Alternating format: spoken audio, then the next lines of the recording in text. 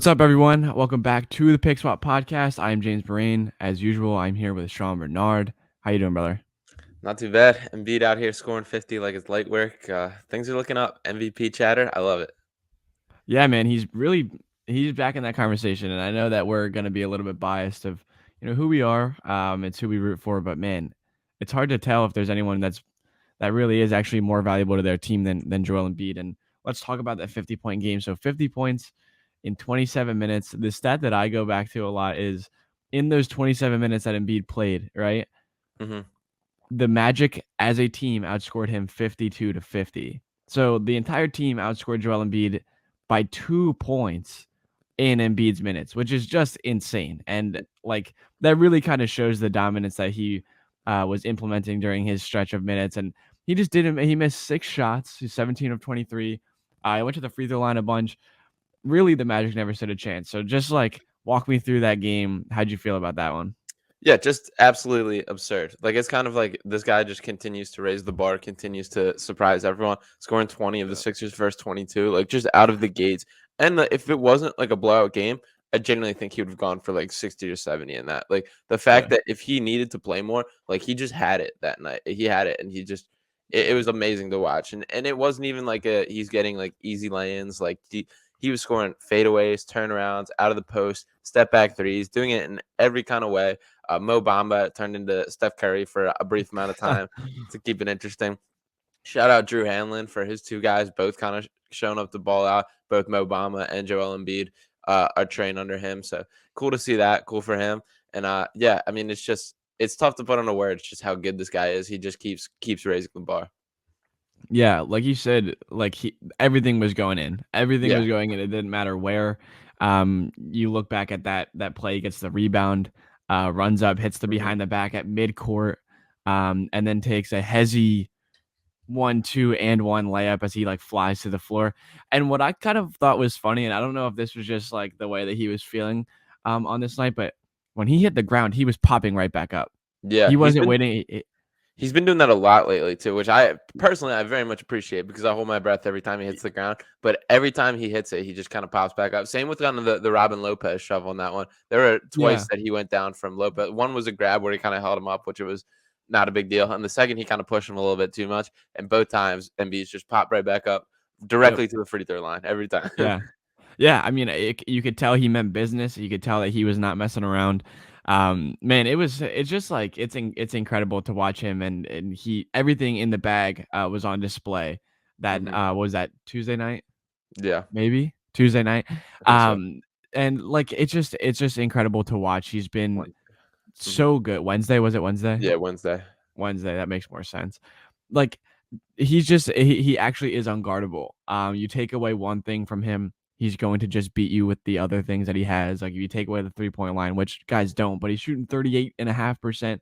Like he's pulling up, he's catching and shooting. There isn't a guy on the team that I think maybe Curry that when the ball hits his hand as a wide open 3-point shot and he's in rhythm, like I want that shot to go and I expect that shot to go in. And it's just been a Yeah, really um like I think over this last week or 2 weeks, especially, I guess it's the start of the new year, like all of the things that we've loved about him have kind of collectively been at their best.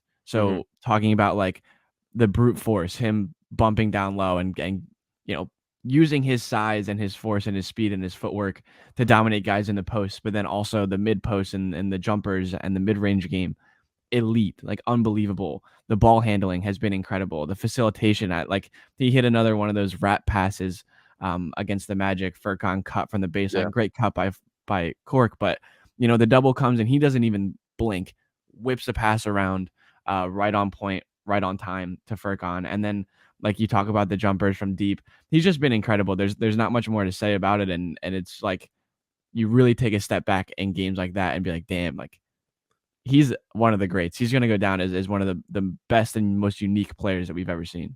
Yeah, I think he might legitimately end as the all-time best 76er when it's all said and done. And it's crazy. Like, there's so much talk, and I understand because he's such a unique case with the injury history, with the concerns. But it's cool to see him like squashing this kind of injury-prone label, and just he's been extremely durable this year. And outside of the time that he that he missed with COVID, he's been on the floor just about every night. He's played 16 straight games. He continues to be locked in. He shows up every night. And it's just that's awesome to me.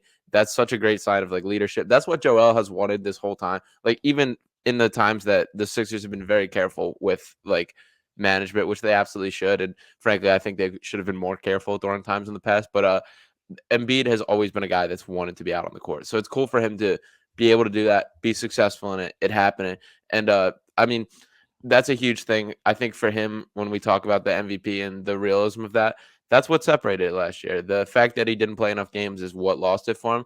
I think he does take that personal, and that's a large reason for him playing it. But he just is at the level that he gets it done. It's very cool to when we talk about the Ben Simmons holdout thing and all that. I think one of the real takeaways from it that's come out of this, whether obviously unintentional out of it, but it's just how great Joel is. Like he's just carrying this roster to a legit contender, not legit contender because they're obviously still a little short, Yeah. but he's just carrying them into a winning team and in the playoff hunt and everything. And it's cool that he's one of the best in the NBA and he's ours. He's in Philadelphia. So, I mean, I genuinely get joy watching him play basketball, which is very cool that he's one of ours.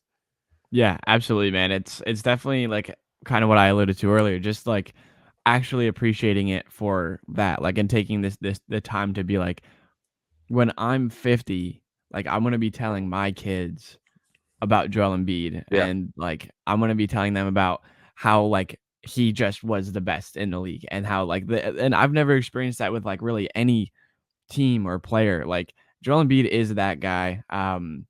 There's a lot of conversations around the league right now, and I know that you definitely want to talk about this a lot, but there's been a lot of conversations between him and Jokic. And to give my 2 cents before I let you go, Hmm. it's bothersome to me. I don't think it should be a conversation. I think it's at this point, if you have some sort of debate over Embiid or Jokic, I think it should be preference. Like if Yeah. you're an Embiid fan, if you like the way Embiid plays, you're gonna say Embiid is better. If you prefer the finesse and the passing and like the holistic European basketball sense, you're gonna like Jokic better. I personally think Embiid has the edge. I think he's a more dominant player, but the conversations are just getting terrible. Yeah. And I don't think that it should be the way. Like I don't think it should be a debate. I think you should just, all of us should just kind of like them both, and they're not rivals. They don't play against each other ever. Hmm. But it definitely is very annoying that people are constantly pitting them against each other. But I want to hear your thoughts on that. Yeah, so to start with, I totally agree. They're both terrific basketball players. It's very cool to watch two guys at the center position play the game in just drastically different ways, and both just dominating the game and making their team successful, super impactful. Two of the top 10 players in the NBA and both are centers, which is very cool. The Yeah. center position isn't dead. We should appreciate both of them. They're both terrific. Now, with that being said, the I mean, so I watched that Embiid game, 50-point game. He absolutely had it. He was terrific. There's nobody that can guard him that game. I finished watching that, flip over to the Nuggets game, go and watch that. Jokic ends with 49, 14, and 10. Had the game winning pass, the triple double to find Aaron Gordon wide open three. Terrific game. Obviously, he scored, I think, scored or assisted on the last 27 points for the Nuggets. He was great.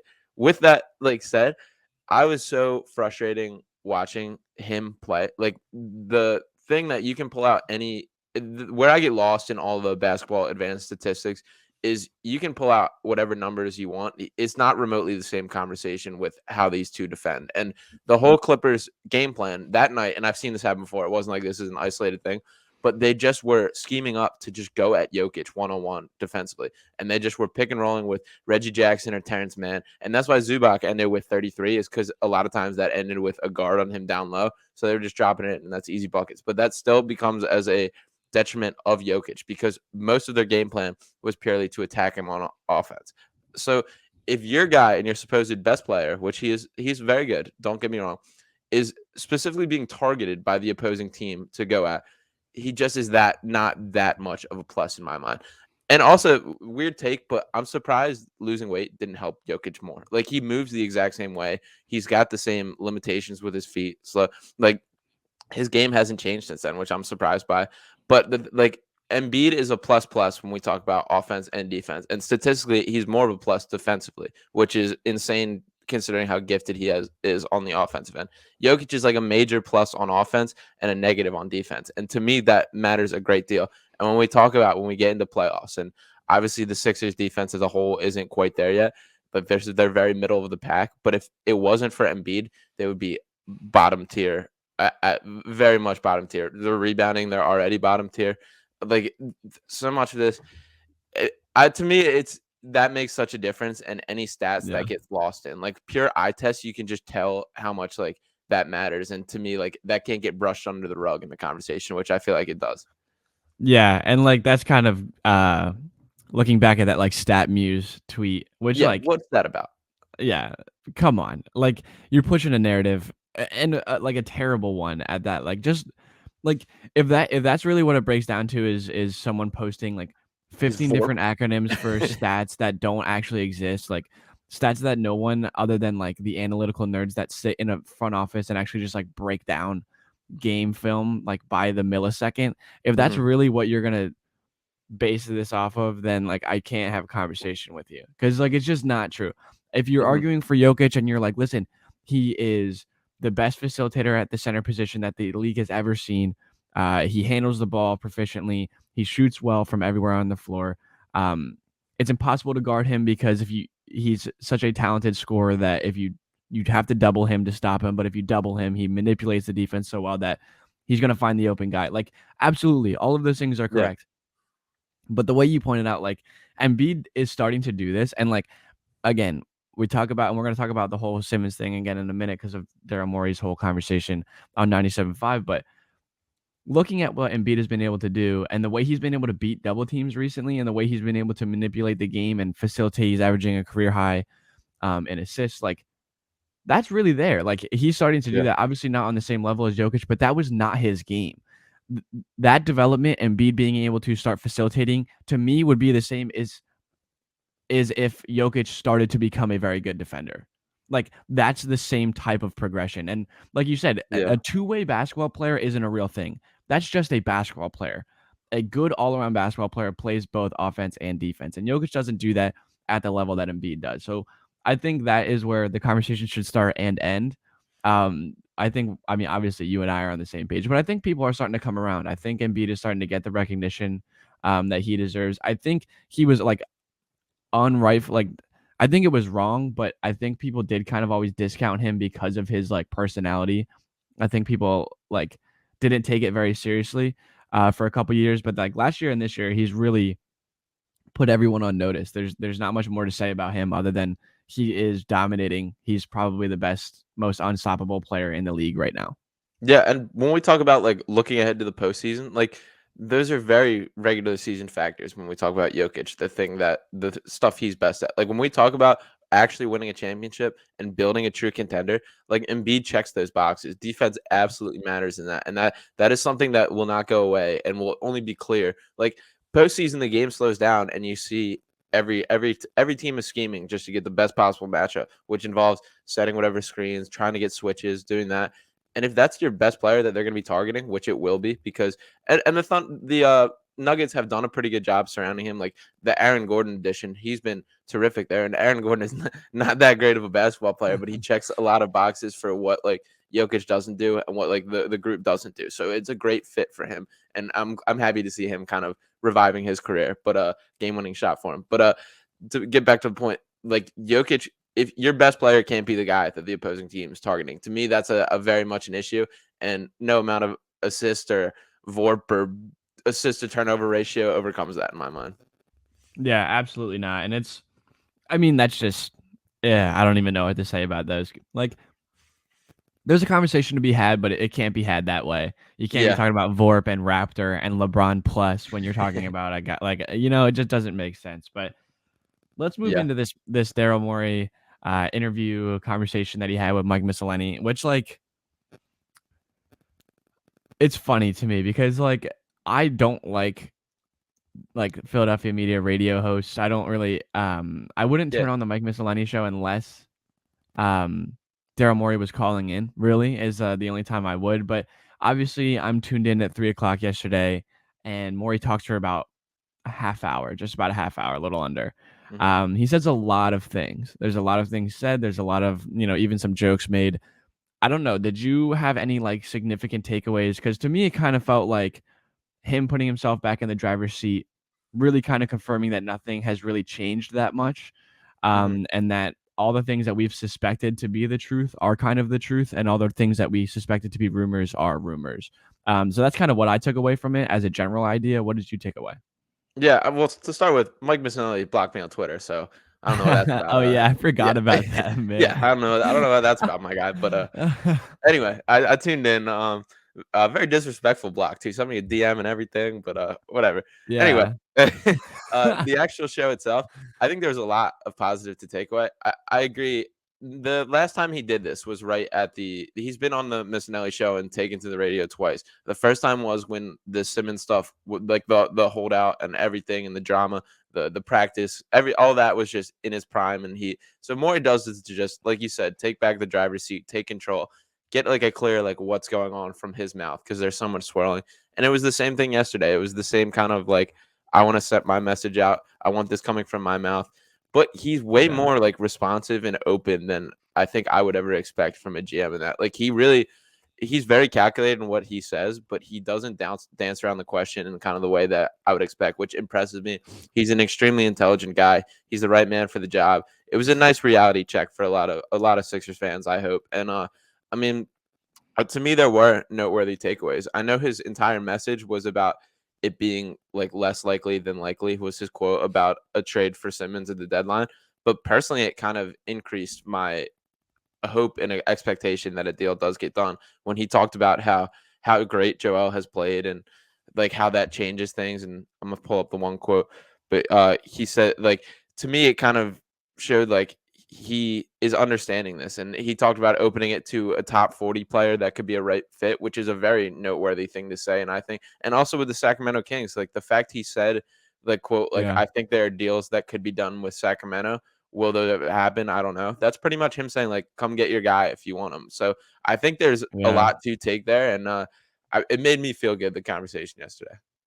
Yeah, I do agree. I felt much better afterwards, for a couple reasons. One, like, and you did hit a lot of points here. I think Sixers fans and Sixers media hearing him explain it, Hmm. basically like explaining it to a toddler, because like I feel like most people that are intelligent enough to understand the situation don't have a problem understanding this. But when he goes through and he says, "Listen, we might be, the ninth most likely team in the league to win a championship." It's like if we make one of these deals that people are proposing or rumors or whatever, if that makes us the seventh most likely team, that's not worth it. Yeah. It doesn't make a difference because we're still not going to win the championship. Like he's like, I understand why these things happen. I understand like the frustration. Even he said he was frustrated, and he's trying. He literally was Yeah. like, it's all we do every single day." So like, it, he's not just sitting around twiddling his thumbs waiting for someone to call. He's making calls. The team is making calls. He's trying his best to make like to right the situation where it's been wronged, but there's not that much he can do. You have to understand that he said it takes two or probably three to Right. tango at this point. You're gonna have to wait it out. And there's likelihood of things in the summer. We just see that Brad Beal's not signing his extension. Like, I'm not saying that him or James Harden is going to happen, but they're possibilities, Hmm. and they're doors you don't want to leave unopened. They're stones you don't want to leave unturned. Like you have to give yourself the best chance. He's like, if we did a deal like this and we get a guy that doesn't really help our chances, not only did we burn this year because people think we're burning this year by not making a deal. If we make the wrong deal, we burn this year, next year, and the year after. Yeah. So like that's a tough pill to swallow. It's a tough reality to settle in, but it makes sense. And coming from him, I think it made sense, and it kind of like just chilled everyone out with all of this. It doesn't seem like anything's going to happen over the next. We're less than 3 weeks away from the trade deadline, but he said there's a lot of teams around the league he expects to make moves, and he doesn't know what the Sixers are going to do. He said I'm open to improving the roster really any way I Regardless. can. So is there anything else that you would be looking for by the deadline? Yeah, there's plenty of holes in this team. And another thing that he said, which I think people are seeing the more the season goes on, but he's like, there's a very Ben Simmons sized hole in this team, which is Yeah, absolutely true. Like when you think about what this team's missing, it was built for Ben Simmons to be on it. Like the things that are missing are things that he do. When we talk about rebounding, talk about pushing the pace, a guy running the offense, all that is what Ben is supposed to do. And the fact that he's not here and that hole is what's missing is, I mean, it sucks. I think it was cool when he talked about the situation with Ben as a whole and how it unraveled. And obviously he couldn't say too much because he was very respectful of like the conversations that he's had Yeah. in private with Ben and with Rich Paul. But he was like, I think everybody needs to look in the mirror a little more. He took some ownership for not building a better relationship with Ben himself, which I think is cool and noteworthy. And the points he brought up, I think, are all very important. Like, I think it gets brushed over too often how, like, we all want this to be over, that we just want it sucks that this whole thing has gone on as long as it has and looks like it's going to continue to go on. But he's absolutely right that, like, it wouldn't be burning the season just this year. Like, if they get the wrong trade, this is all over. This is the final like trade piece. This is the Ben Simmons trade is what we have to complete this team around Joel, and wasting it is wasting everything. So he's absolutely right to keep waiting. And I like the way he put everything. I'm happy he's the man in charge. And I mean, I'm always impressed when I see him talk. So like he said too, there's no team in the NBA out here saying how can we help the 76ers. Yeah. It's very difficult to sit back and wait for this to match up. I think there's a lot of traction with the King stuff. I ran back and listened to it again last night when I was writing the article and I was pulling quotes from it, and I just really think he was kind of hinting at it at that. Like, I think there's going to be something built around the Halliburton package. He talked about how when Miss Nelly was asking about how Embiid's play has changed things, he talked about how like a top 40 player that could be the target. And he also mentioned he's like, or maybe a young guy who's not quite in that, but can grow into that within Joel's prime, or draft picks that could help us make an additional move down the line. And I'm like, all right, he is kind of sending some messages out there and changing the target list a little bit, which I think is noteworthy that he's trying at least. Yeah, and I mean, obviously that's important. I did like that kind of caught my eye, or I guess my ear, when he said like a young player that could, be there in his prime or grow into a better player, uh, and a better fitting player, which Halliburton would be. Um, I don't know, man. I don't. It's hard to tell what he's trying to do. He's playing chess, obviously. And like he said, like it's gonna take more than just the Kings probably to make something work.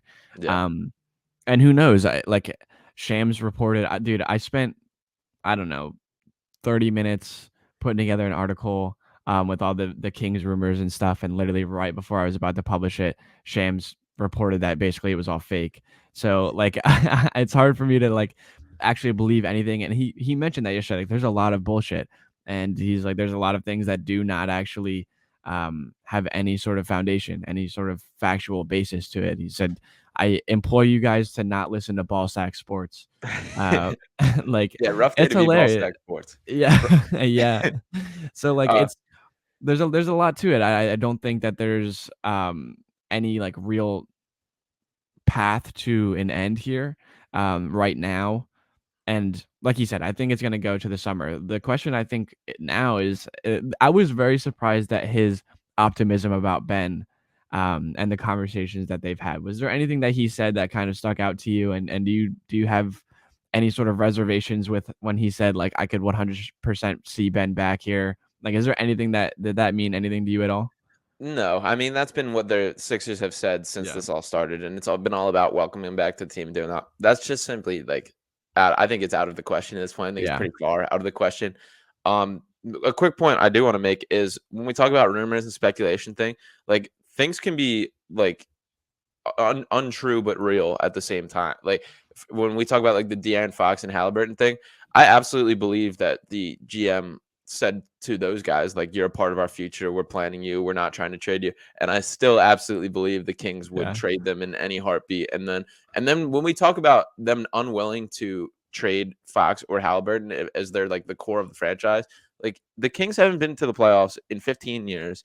They have a losing record, well out of like. There's no signs of uproar. This is pretty much the same construction team for several years now, and Ben Simmons is better than either Halliburton or De'Aaron Fox. So if you're not willing to include those guys to get a deal to change things up and maybe make your team better, like that's just an organizational mistake. So I like, to me, it just logistically doesn't add up. That there has to be something there. So I guess my point with that is just like, while that may be true, and Shams is typically like a reporting from the player side, so I'm confident like their agent, like probably Fox's agent would be my guess, said that to Shams that they've been or that they've been told that they're part of the future not trading. I still think the Kings are absolutely trying to ship him off, and I think it's pretty likely De'Aaron Fox will get moved before this deadline. There's too much smoke for me to not believe that. But I guess that's my main point is like just because it's true doesn't mean it's not real, I guess. Yeah, that definitely makes sense. And like again, it's hard to sift through all the fake things or sift through all the things that have built up on top of rumors. Like I think the thing that's kind of happened is there was something probably reported and then there's rumors that build up on top of that. So maybe it's like, oh, the Kings want to move Fox. And then it was like the Kings are going to move Fox, Heald, and Barnes before the deadline. Like that those kind of things build up. It's hard to tell, you know. And Morey said yesterday that he only knows of one credible reporter, which Hmm. which made me like raise an eyebrow. Like, which one then? Is it Woj or is it Shams? It Yeah, seems like he's a Woj type of guy. I don't know. yeah, I was also confused by it too. It wasn't Ballsack Sports, was not Ballsack Sports, but And it wasn't Keith Pompey either. yeah. I can guarantee you that. But it's like I don't know. There's a lot to unpack with all of that conversation that he had. And one thing also that kind of was disappointing to me was that he referenced Tobias Harris in a light where it seems like he wasn't trying to trade him. If that like maybe I'm reading into it too much, but he only mentioned Tobias when he was talking about building a team, which I thought was disappointing. Yeah, I kind of had an opposite takeaway with that too. I thought the lack of times he mentioned Tobias was noteworthy to me. He only said his name twice in the whole thing, and it was Yeah, in the lump of like he talked about when he talked about building a team, and this is back to when he talked about kind of opening up a little bit, and he said like, and maybe that's a guy that fits well and is great around Joel and our other great players like Tobias, and that's kind of the only time he threw it. He also gave a nice kind of shout out to Maxi in that, and he's like maybe a guy kind of at the level of Maxi comes in, and that's what we're missing. And I thought that was cool there, but the lack of times that he talked about Tobias was kind of I guess yeah, hopeful to me that something could get done. I mean, I'm 100% confident that some sort of trade will happen. I'm not 100% confident it's Ben, but I do think from my takeaway from yesterday, there absolutely will be a Sixers trade. I'm just not certain it's Simmons, but it increased my confidence in it, even though I know that was kind of his opposite intention. yeah. So let me ask you something because there's two things that kind of swirl in my head with this, and as of everything I've read, and there's been a lot of things that have come out about, and this kind of move a little bit past this, but to using the information that we got from Maury yesterday and putting it into kind of applying that. Look at us. This is college level shit here. Um, like I think about Jeremy Grant, right? And there's the Okay. conversation about him wanting, the Pistons wanting to move him. He has another year in his deal, but he wants an extension, whatever. If you're the Sixers, the apparent going price for Jeremy Grant has been 2 firsts. That's what the Pistons want.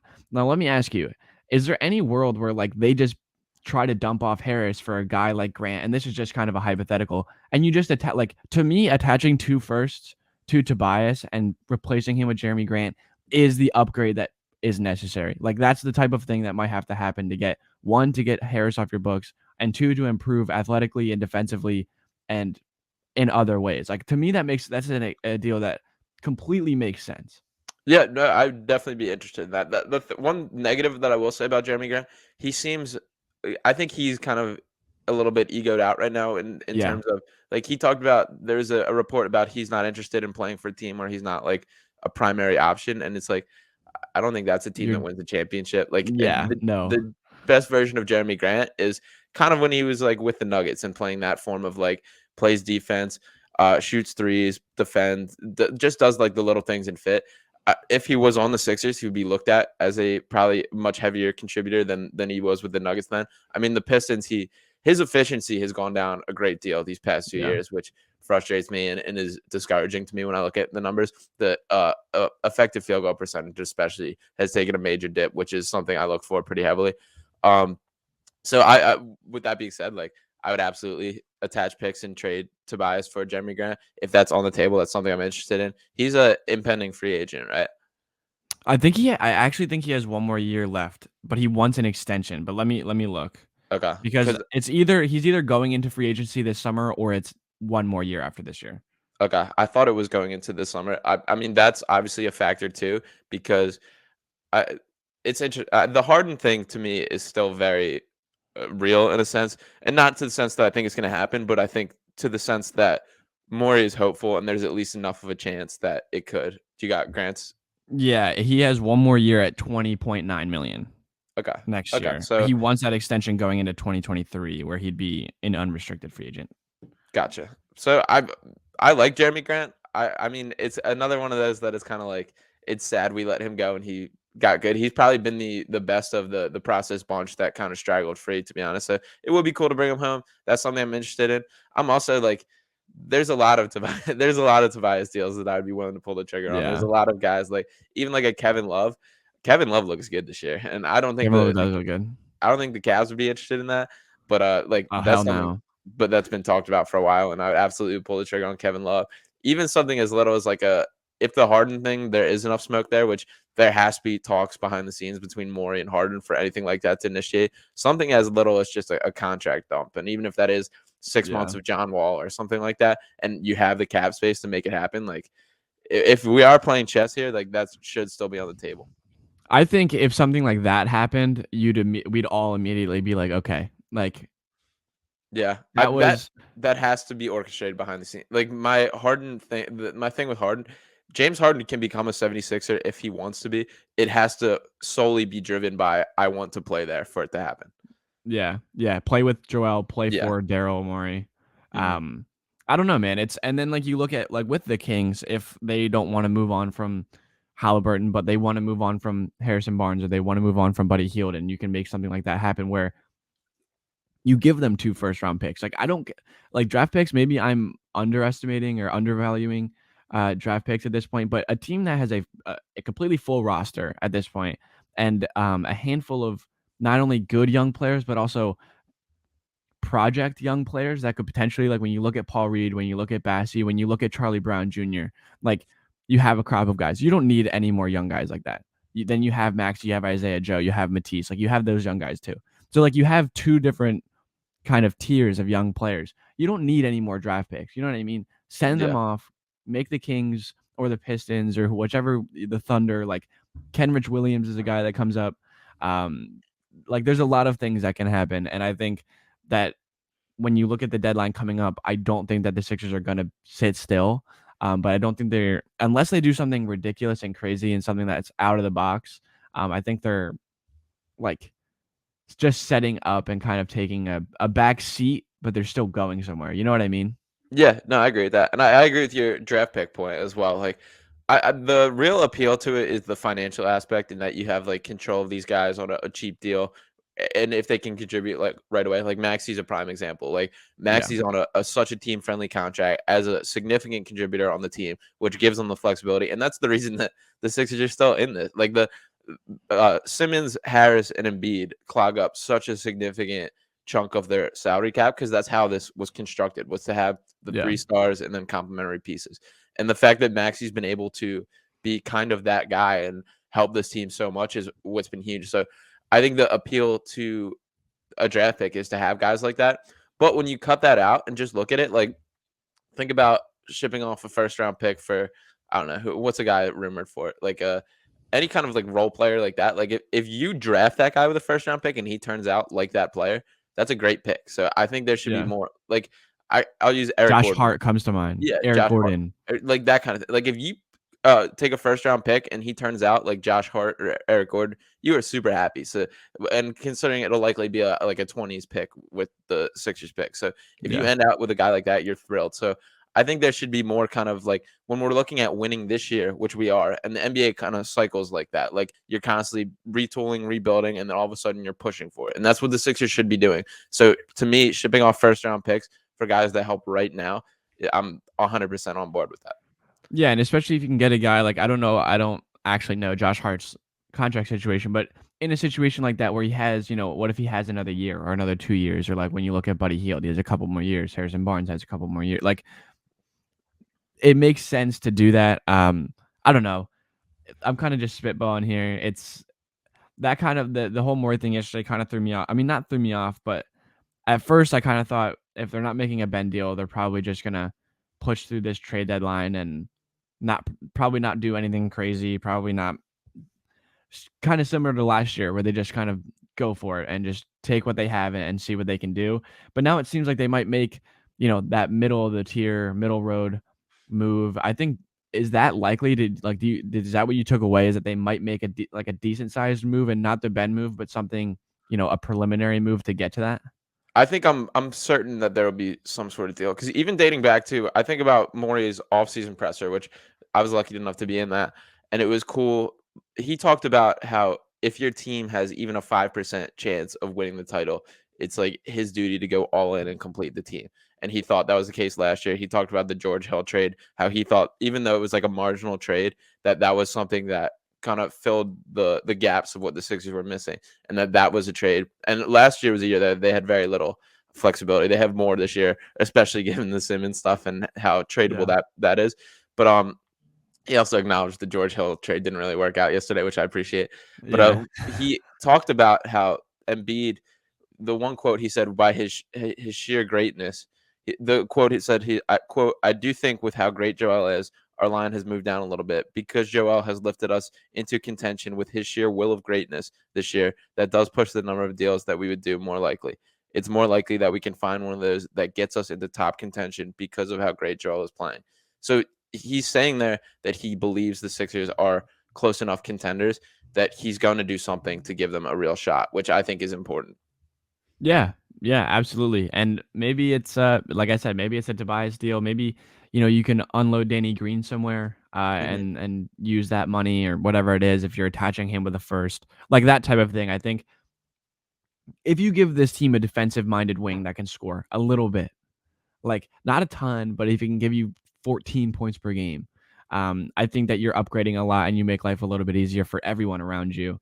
You need someone that can, pick up the slack defensively, hopefully a good rebounder. Like if you can find a guy that fits when we're talking about what Morey said was the needs in terms of rebounding, facilitation, pushing the pace, defense.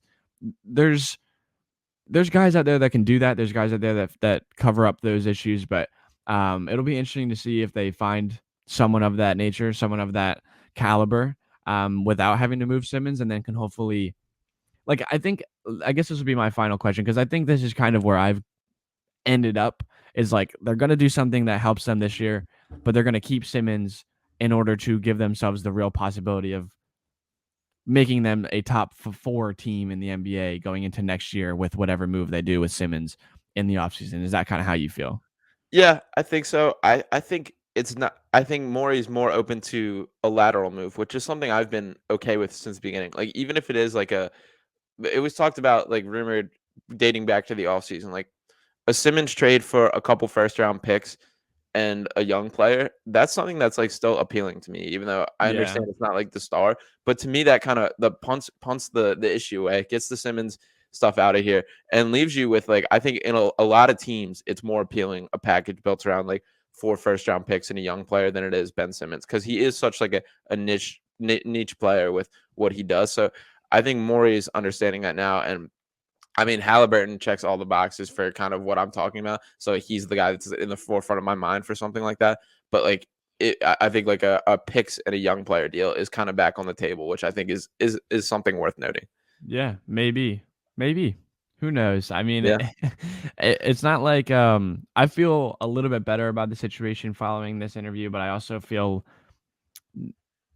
I still don't feel like I know what's gonna happen. Like, Yeah. a lot of my friends have texted me and asked, like, one of my friends the other day, "What's going on? What's going on with the Kings?" And I'm like, I don't know, man. I wish No I one could tell does. you. Yeah. I wish I knew. I wish I had any like, I normally, or at least I used to, maybe it was my being naive, but I used to think like, "All right, like, this is the best deal. This is what they're gonna try to do." And, like, it is impossible to know what they're gonna try to do over the next couple weeks and then going into the summer, but we can only hope for the best. If you don't have anything else, we can bounce this one out.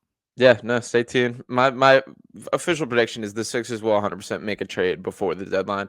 I don't know that it's Simmons, but I think that was my takeaway from yesterday. There will be some sort of roster movement. We can only hope, right? We can only Yeah, hope. I think it would be nice to shake something up this year. Like for sure. not to like really take away from what's been like what Embiid and this team have been able to accomplish, but I think if you make a like at least a decent move, something that like at least changes up the play style, I think that could help a lot going forward. And maybe they don't win the championship, but if they give themselves a decent chance and Joel has the season that he's been having, um, I also think that this could be Embiid's last chance to win an MVP in terms of if he has a superstar next to him next year, they're not going to give him the MVP going forward. So maybe this is the chance where Morey's like, you know what, we'll let him get the MVP. We'll give him a chance to carry his team in the playoffs, and then we'll really try to make that move in the summer. Obviously, I don't think that's actually important.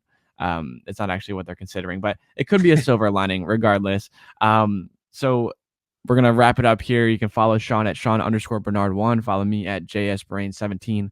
Follow the pod at PickSwapPod. Check out the YouTube, and you can get us on anywhere you get your podcasts. So check out the stuff. Check out Sean's stuff at PSN. Check out mine at the Liberty Line, and we'll catch you guys next week.